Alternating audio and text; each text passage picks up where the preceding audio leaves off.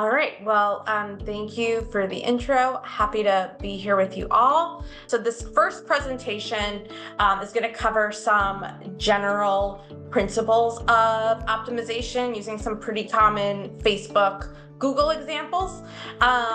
We'll talk about optimization and campaign setup best practices.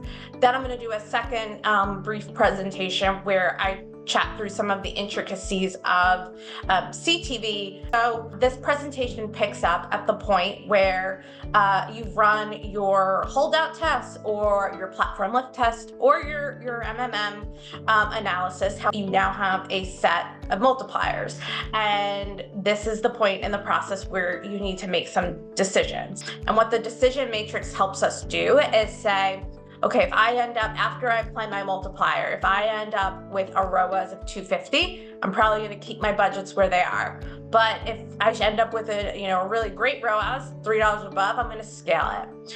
If I end up with a ROAS after I apply these multipliers where I'm suddenly in a position where I thought something was performing at a $5 ROAS and the multipliers are telling me actually you're at $1 ROAS, I'm going to have to potentially make that difficult decision to cut an entire tactic where I may have been invested heavily before. So this decision matrix just helps to remove some of the emotional aspect of it and just helps us make some really clean decisions and get accustomed to those decisions ahead of time.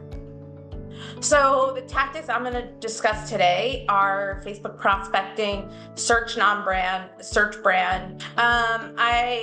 I like to say that we can break this process into 3 steps: applying the multipliers, comparing to your goal ROAS, and then optimizing based on the result. So let's take it to the next step where we apply the multipliers that we gained from our tests and our analysis. You multiply it by your last touch revenue, and you now get your new advanced attributed revenue and your new advanced attributed ROAS.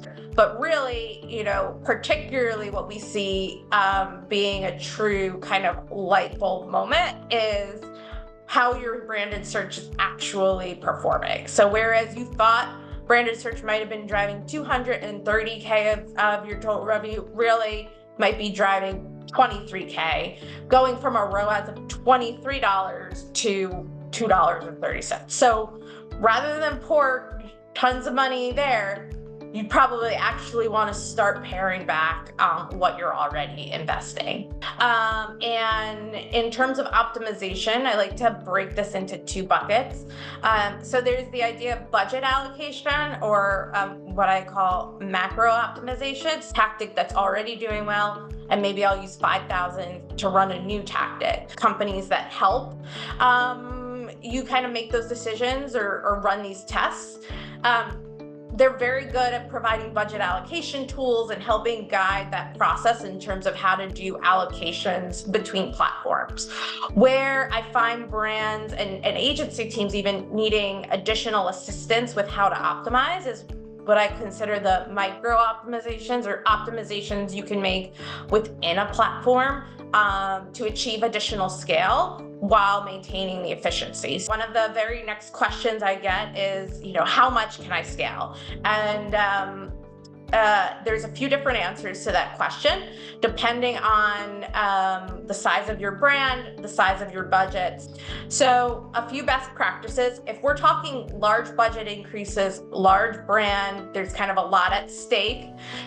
At this point, you may want to proceed with a scale test. You could try to make those small adjustments or optimizations on a daily basis, just in platform, and kind of monitor as you go and course correct as you go.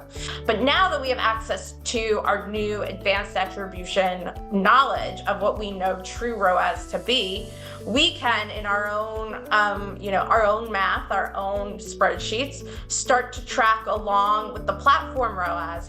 Without that, we would have kept going until this self-attributed ROAS told us to stop, and that additional investment would not have been truly efficient. So this helps us kind of avoid that overinvestment and make more knowledgeable decisions about scaling.